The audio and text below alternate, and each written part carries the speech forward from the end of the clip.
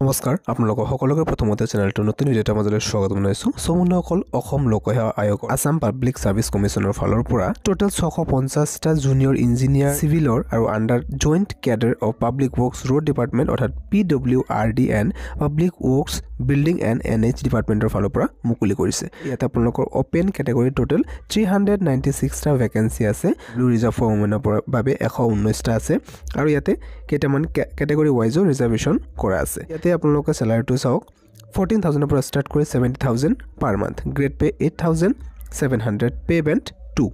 ইয়াতে eligibility criteria ক্ষেত্ৰত candidate গৰাকী অসমৰ স্থায়ী বাসিন্দা হ'ব লাগিব। As domicile proof candidate he must upload copy of valid permanent residence certificate অৰ্থাৎ PRC আপলোড কৰিব লাগিব or employment exchange registration certificate. Educational কোৱালিফিকেশনটো বিচাৰিছে candidate must have 3 years diploma in civil engineering নাইবা Civil Engineering and Planning Construction Technology from any technical institute recognized by AICTE।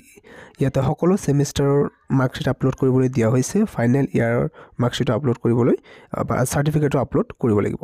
Diploma course must B A regular course হ'ব লাগিব। যিসকলে distance মোডত যদি কোনোবাই কৰিছে তেনেহ'লে তেওঁলোকে ইয়াৰ বাবে এলিজিবল নহ'ব। এজ লিমিট টু 21 মিনিমাম ৰাখিছে, ম্যাক্সিমাম 40 ইয়াৰ্ছলৈকে ৰখা হৈছে। 5 বছৰ ৰিলেক্সেশ্যন লাভ কৰিব SC ST হ'লে অৰ্থাৎ 45 লৈকে পাৰিব।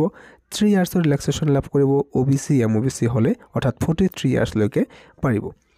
ইয়াতে এক্স সাৰ্ভিসমেনৰ ৰিলেক্সেশ্যন দিয়া আছে। PWBD হ'লে 10 ইয়াৰ্ছৰ ৰিলেক্সেশ্যন লাভ কৰিব।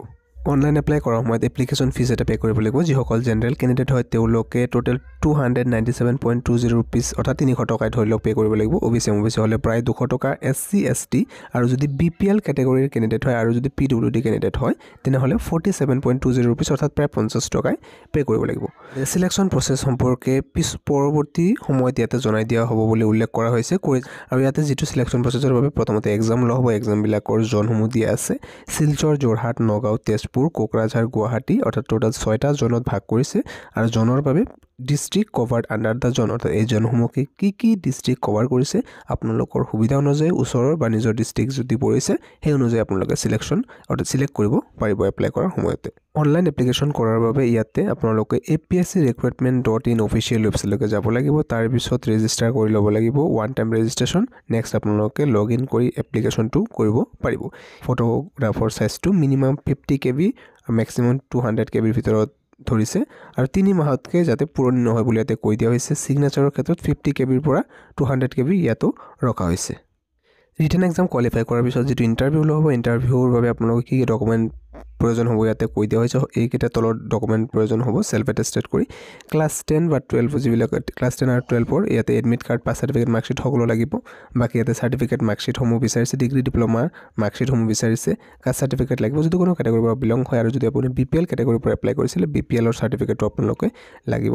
লগতে ইয়াতে ডিক্লাৰেশ্যন ফৰ্মটো দিব লাগিব যেটো স্মল ফেমিলি নৰ্মছ আছে যেটো ইয়াত। এই জুনিয়ৰ ইঞ্জিনিয়াৰ পোষ্টৰ বাবে ইয়াতে অনলাইন এপ্লিকেশ্যন হোৱা নাই এতিয়ালৈকে। ইয়াতে ফেব্ৰুৱাৰী 5 তাৰিখৰ পৰা ষ্টাৰ্ট হৈ যাব অনলাইন এপ্লিকেশ্যনটো আৰু এইটো এপ্লিকেশ্যন চলিব মাৰ্চ মাহৰ 4 তাৰিখলৈকে আৰু পেমেন্টৰ বাবে লাষ্ট ডেটটো 6 মাৰ্চলৈকে ৰখা হৈছে। যদি আপোনাৰ এই কোৱালিফিকেশ্যন আছে ইঞ্জিনিয়াৰিং কোৱালিফিকেশ্যন যেটো ইয়াতে বিচাৰিছে দেন আপোনালোকে নিশ্চয়কৈ এপ্লাইটো কৰিব পাৰিব যেতিয়া অনলাইন এপ্লিকেশ্যনটো আৰম্ভ হৈ যায়। এপ্লাই কৰাৰ আগত নিশ্চয়কৈ ইয়াতে নটিফিকেশ্যনটো ভালদৰে পঢ়ি চাব। ভিডিঅ'টো যদি ভাল পাইছে নিশ্চয়কৈ লাইক এটা কৰি ৰাখিব। এতিয়ালৈ সামৰিছোঁ। ধন্যবাদ।